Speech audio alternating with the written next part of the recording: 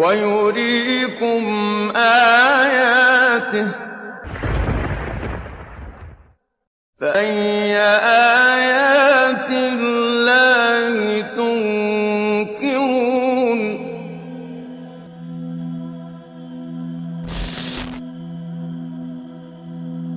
Have you ever wondered why bees construct hexagonal honeycombs rather octagonal or pentagonal? Mathematicians were looking for the answer to this question, and they reached to an interesting conclusion. A hexagon is the most appropriate geometric form for the maximum use of a given area. None of the other shapes fit together perfectly to provide more usable area and consume less amount of wax for construction of a comb. The bee's honeycomb is an amazing piece of engineering, but why have they evolved to produce this hexagonal pattern? Well, actually, they don't have too many choices. If you try to put pentagons together, for example, they just don't fit together nicely, or circles leave lots of little gaps. If they want to produce a network of regular shapes which fit together neatly, then you've really only got three options. You can do equilateral triangles, or you could do squares, or you can do the bee's hexagons.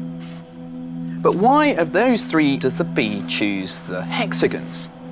Well, it turns out that the triangles actually use much more wax than any of the other shapes. Squares are a little better, but it's the hexagons which use the least amount of wax. It's a solution that was only mathematically proven a few years ago. So the bees use the most appropriate form possible. The method used in construction of honeycomb is also very amazing.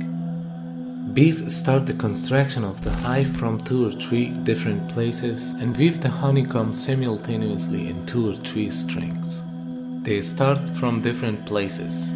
The bees create a number, construct identical hexagons, and then weave the honeycomb by combining these together and meeting in the middle. The junction points of the hexagons are assembled so deftly that no defect can be found in the structure of honeycomb. Look at it's perfect. Yeah. Hexagons here. Yeah, it is amazing. And the hexagon is a very strong structure. It's an engineering wonder for sure.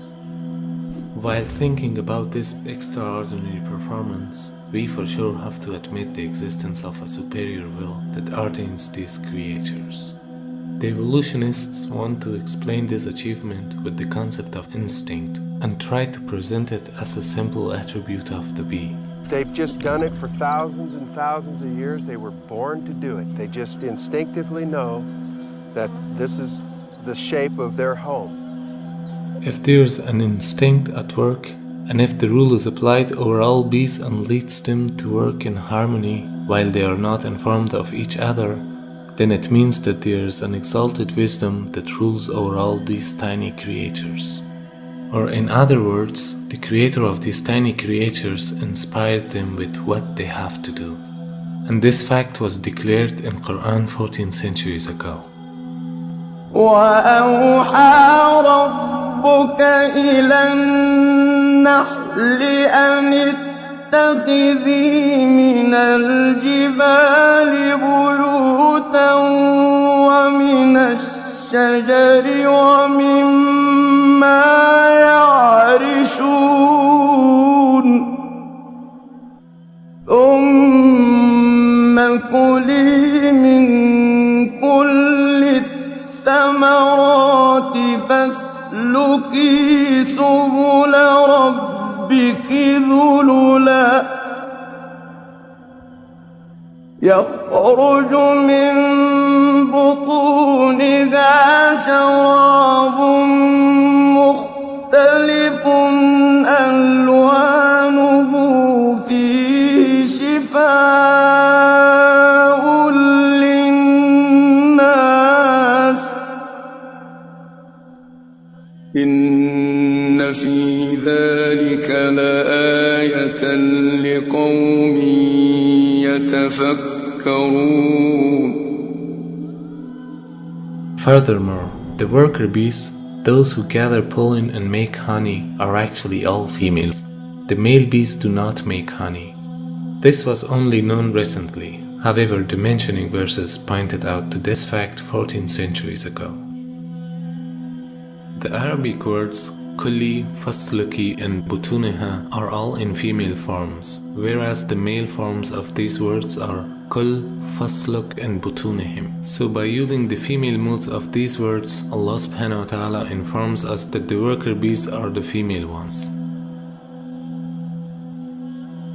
Moreover, these verses pointed to another recent discovery. Bees build their hives from their own wax. However, scientists just discovered bees that build their hive in wood and even in solid rock. And your Lord inspired the bee. Set up hives in the mountains, and in the trees, and in what they construct.